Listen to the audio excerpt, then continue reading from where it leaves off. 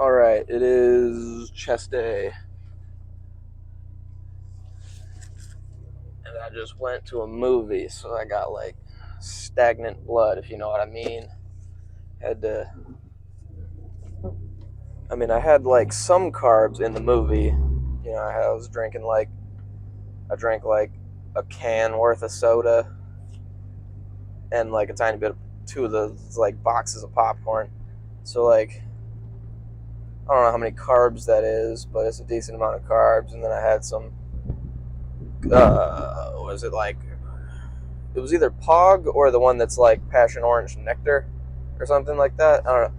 One of those juices that has a bunch of sugar. So, because yeah, last night I was like already kind of shaking going into the squats, and I barely did anything on like the hamstrings and calves.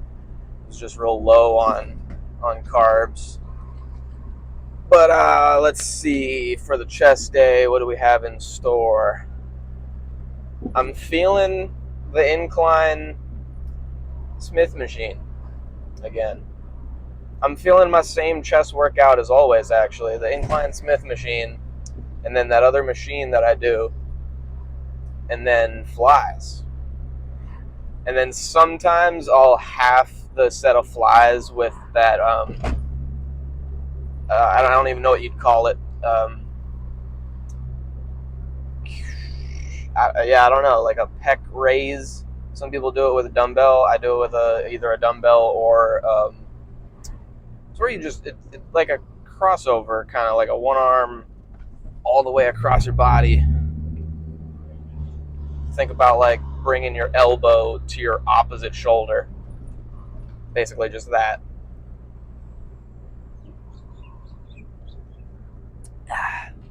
Sometimes those don't feel great. When I think people underestimate the science that actually goes into not just growing, but what actually contributes to having a good mind muscle connection. And sometimes it's not the mind muscle connection. Sometimes you like that the mind muscle connection doesn't come and go. The ability for the muscle to contract very greatly does depend on the chemical compounds within the muscle and the electrolytes' ability to produce. I don't know if they produce the electricity or whatever the fuck the deal is, but like you've probably felt days where you don't feel up to par with the ability to contract your muscle. And it can be a bunch of different things, but I think like potassium is one of them. I don't know. It doesn't matter. We at the gym. I'm finna do gym shit.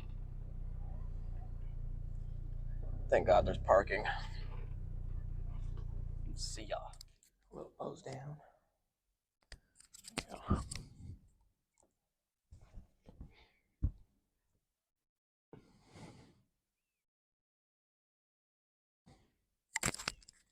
Looking very round.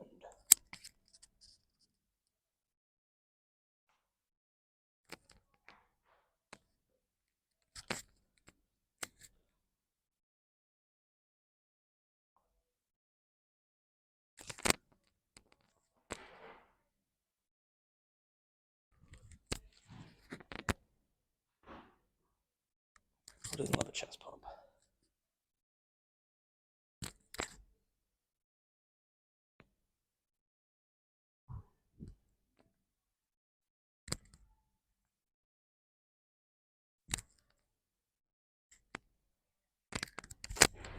Alrighty. Finished the chest day. Hella ROM day. Hella ROM day. So the incline, I think I have a rotator cuff problem. I'm not positive, but it's the rear delt area, and it be giving out. Like certain movements go to do, and the shoulder literally just can't support it. It's very strange. I'm not sure.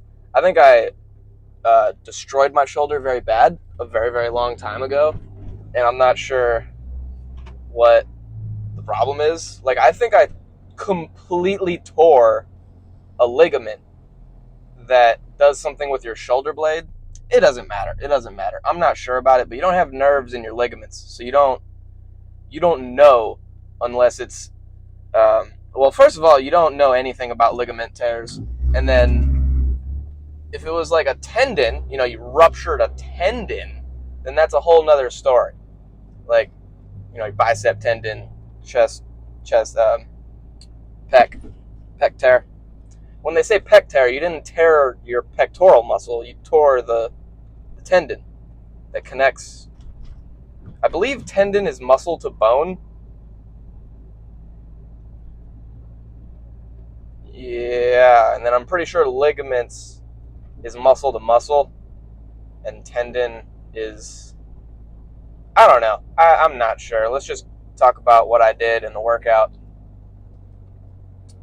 I did well, yeah. Because of that shoulder problem, the incline Smith machine wasn't feeling great. So I did a couple heavy sets on there, and then just hopped off.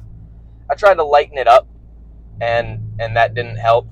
So I gave up on that exercise, and then I went to the chest machine that I like. Did some heavy weight on there, and then lightened it up a bunch and did single arm. So it was like, it's not really it's a slight incline, but if you do it single arm, it exacerbates the incline. So that section of the workout was a bit more incline, and then after that, I did something that I suggest a lot of you try: is you get on any sort of light chest thing,